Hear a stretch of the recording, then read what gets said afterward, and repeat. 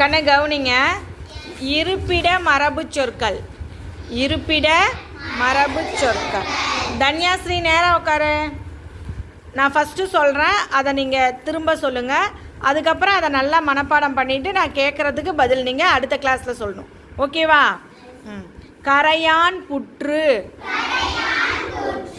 மாட்டுத் தொழுவம், கோழிப்பண்ணை,